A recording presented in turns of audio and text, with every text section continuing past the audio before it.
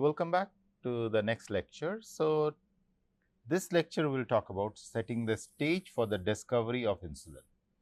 So, as I mentioned, there are 4 people who were involved in the journey of insulin where we are today. It's 1923 when they were awarded the Nobel Prize, and today we are into 2024. It's 101 years have passed since they were awarded the Nobel Prize, and during this 101 years, the diabetes has grown in an epidemic proportion.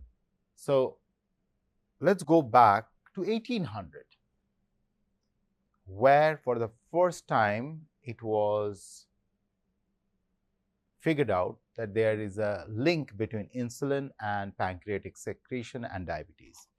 The connection between pancreatic secretion and diabetes was first shown in 1889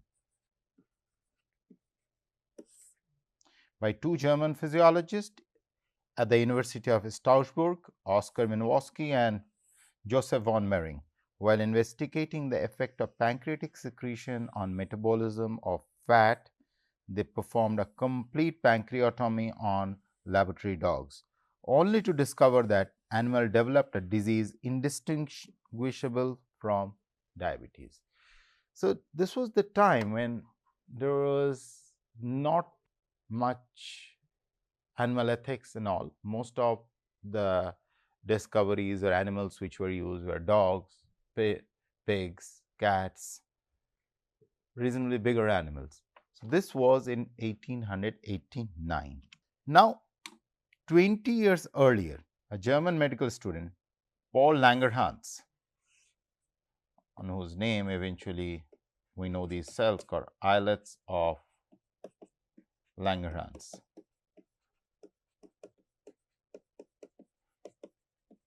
had discovered 2 systems of cells in the pancreas, the acini, which he knew produced the pancreatic digestive secretion, and another system whose function was unknown to him. These cells look to Langerhans like tiny clusters of cell or islands floating among the acini. So, there are acini and then there are floating cells which are moving, but Paul Langerhans could not identify what those cells were. 1901. So,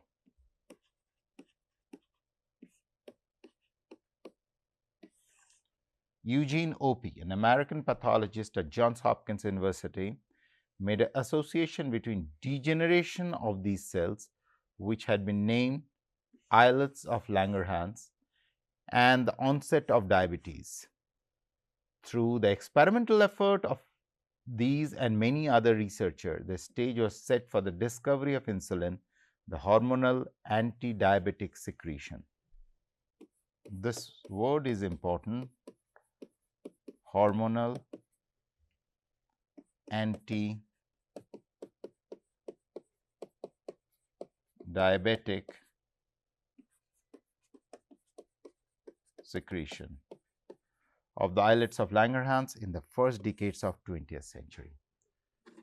So, whenever there is a discovery which is happening, there will be prerequisites which set the stage, and the discovery by Oskar Minowski, Joseph von Mering, followed by Langerhans, set the stage, and then Eugene Opie set the stage for the discovery of insulin. 1920. Now, moving forward. So, 1889, 1901, 1920. Frederick Grant Banting was a surgeon in floundering practice in London, Ontario, Canada, the youngest son of the Methodist farmer at Alliston, Ontario. Banting almost entered the Methodist ministry, but decided at the last moment that his calling lay in medicine. So, Banting was a doctor, and it was during World War I, mind it, shortened his 5-year medical course at the University of Toronto. His class did its entire fifth year during the summer of 1916, and upon receiving their hasty degrees, went off to war. So look at it. Whenever we talk about scientists, as if you wander from the day zero, they do, but it's not like that. They have their own set of ups and downs. So Banting served as a battalion medical officer at Canadian Army Medical Corps. He returned to Toronto in 1919 after having wounded in the arm by sharp nails. He trained as a surgeon at the Hospital of Sick Children in Toronto, then decided to open a small practice as a surgeon in London, Ontario. Unfortunately, his earnings from his practice were meager, forcing him to take a position as a demonstrator in the local medical school. It was in this capacity that Banting was preparing a lecture about function of pancreas in October 30, 1920. He stopped at the medical school library where he picked up the latest issue of surgery, gynecology, and obstetrics and read the article titled The Relation of the Islet of Langerhans to Diabetes, with a special reference to the cases of pancreatic lithiasis. So if you look at the life of this guy, it's pretty interesting. He almost about to become a missionary, decided to become a doctor, and went for a First World War, got injured badly, came back, started a private practice, was not successful, became a demonstrator in a college, then wanted to deliver a lecture on pancreas, and then came across some very interesting work. Now, this is the time when Banting approached John MacLeod. I showed you the picture.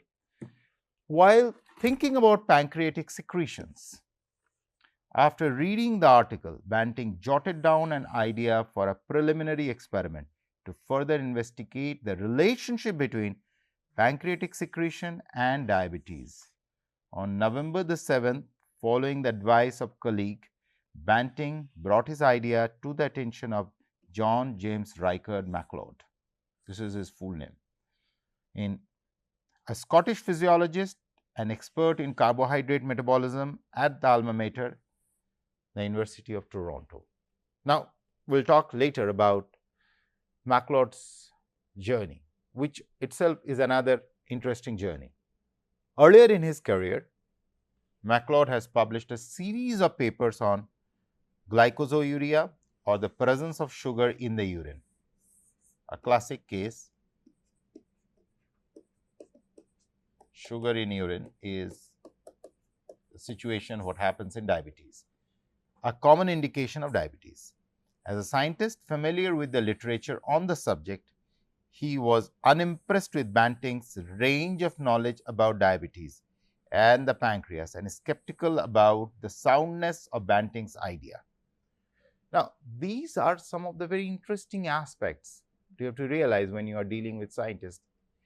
They have their own egos, they have their own evaluation. And I always say that do not get much bothered by all those things. If you believe in something, do it. It may be the most foolish idea, but follow it. As a matter of fact, the idea proposed by Banting, and mind it, Banting won a Nobel Prize with MacLeod. But MacLeod never really supported it. He was fairly skeptical about the idea. He said that this is just because of the fact that Banting was not that well read at that point on that subject, whatever be the reason. But he had certain very clear ideas of how to understand the missing link between pancreas and its secretion and how it causes diabetes. But then MacLeod, who was an expert, was not very convinced with his experiment. And such situations will always come in your life. So do not get bothered by all those things and follow an instinct. If you believe that this is the instinct, then follow it. MacLeod decided, against all odds, MacLeod decided to give him a lab space. So he gave Banting a lab space and an assistant and some laboratory dogs for 2 months at the end of the academic year. So he was having the experimental animal, he was having a little bit of a space, he was having an assistant a trained assistant, and maybe some funds. That's MacLeod supported, though he was not at all convinced with Banting's proposed idea of carrying out the experiment. So keep that in mind. MacLeod, on the other hand, the son of a minister, received his medical training at University of Aberdeen and his biochemical training at University of Leipzig in Germany. In 1903, MacLeod emigrated to United States. MacLeod is originally Scottish, studied in University of Aberdeen and then moved to Germany for his master's, and then eventually moved to United States to take a position of a professor of physiology at Western Reserve University, which today we know as Case Western Reserve University in Cleveland, Ohio. After 15 years at Western, MacLeod accepted a professorship at the University of Toronto, where he researched on respiration. This is in a nutshell how MacLeod moved. So he was at Case Western in Ohio, then he moved to Canada from US. So if you look at this gentleman, he is a Scotland,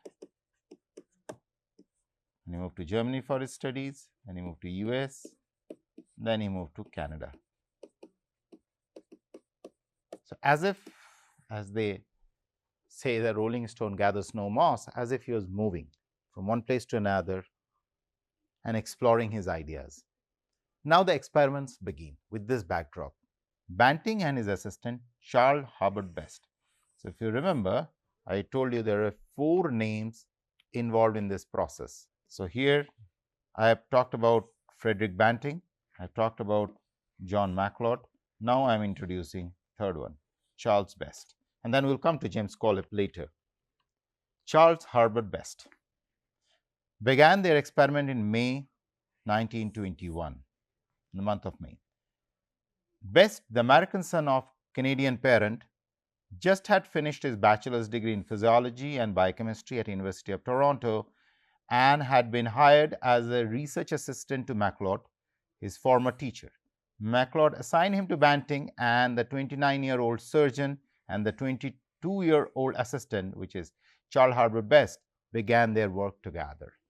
This was the beginning of one of the most profound technological breakthrough which changed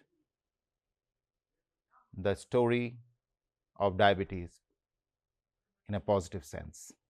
A combination of timing, good luck, enabled the Toronto researchers to be the first to announce the discovery of insulin. It's very interesting to note scientists from Germany and Hungary had come very close to finding pure insulin, but lack of findings and the devastation of World War I. So mind it how war does. War at times supports your research, and war at times can devastate your research. Depending on the priority of the war, if your science is within the framework of the priority of the war, then your research will flourish. But if your research is not within the priority of the war, then your research will take a backseat. And that's exactly what happened in 1919. That was the time of the First World War, 5 years. That was the time when people or the scientists from Germany and Hungary, just a little short of reporting it for the first time, halted their progress. Following in the footsteps of earlier researchers, Banting and Best began to study diabetes through an experimental combination of duct ligation, which involved tying off the pancreatic duct to the small intestine, and the pancreatomies, or the complete surgical removal of the pancreas. So if you look at the structure as will come, pancreas is something like a structure like this. So you are basically tying it off. So you are not allowing the pancreatic secretion to happen. So the way it works is, say for example, you are taking the food and the food is moving through the whole tract. Okay. Now there are organs at different sites. There are liver, there are all sorts of organs, and you have this pancreas sitting there. So, this pancreas is the one which secretes the insulin. That is what we know. Now, if you tie off this, you block the traffic, then the secretion from here won't happen, and that is your control experiment. Or you remove this organ altogether, and then of course you have to ensure that the animal survives, right? Experiments continued. Duct ligation, so you are ligating it or you are tying it off, okay, served to atrophy of the acini cells that produce the digestive secretion, leaving behind only the cells of the islets of Langerhans. Duct ligated dogs, it was discovered, did not develop diabetes. Pancreatomy was the method of inducing diabetes. So, what happened is that if you remove the pancreas, they observe that it leads to diabetes. On the other hand, if the duct was just ligated, it did not develop, still there are fluids which were coming through. When all the pancreatic tissue was removed, the experimental dog immediately showed sign of glycosouria. And this glycosouria, if you remember, on this field, the major work was done earlier by MacLeod. So, if you tie the duct, there still will be secretion which will prevent you from diabetes. On the contrary, if you remove the organ altogether, then there won't be any secretion.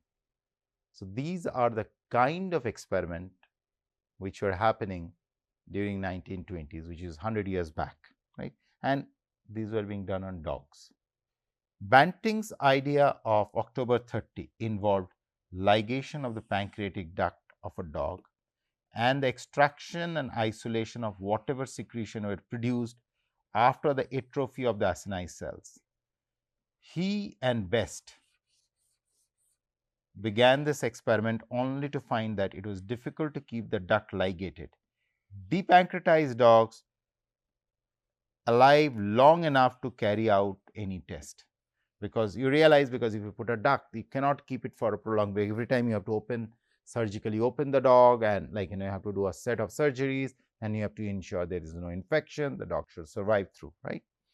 After the summer of many setbacks, failures, however, the team reported in the fall that they were keeping a severely diabetic dog alive with injection of an extract made from duct ligated pancreas and prepared following MacLeod's instruction in saline. Amazingly, this extract dramatically lowered the blood sugar level of diabetic experimental dog. So, you think of it, you have a handful of dogs, these are large animals, and in certain cases you ligate the pancreatic secretion. There is a very little secretion which is happening, versus there are some where you are removing the pancreas and then you are collecting whatever residual, as it mentioned, residual secretion from those duct ligated pancreas and injecting it to the dogs. So, say for example, you have dog which are with ligated, and versus you have dog where pancreas removed. Okay. So, now what you are trying to do is, whatever little bit of secretion which is happening here, you are taking these secretions and you are injecting into this dog, and this is the result of that. When I say after a summer of many setbacks, because there are animals which are dying and you are not getting the result what you think, and many failures, however, the team reported in the fall that they were keeping a severely diabetic dog. So, for those, when it is mentioned summer and fall, this is, we are talking about the fall, this is August to December, the time. Okay. Dog alive with injection of extract made from duct ligated pancreas and prepared following MacLeod's instruction in saline. Amazingly, this extract dramatically lowered the blood sugar level of diabetic experimental dogs. It was this seminal experiment which set the tone for next.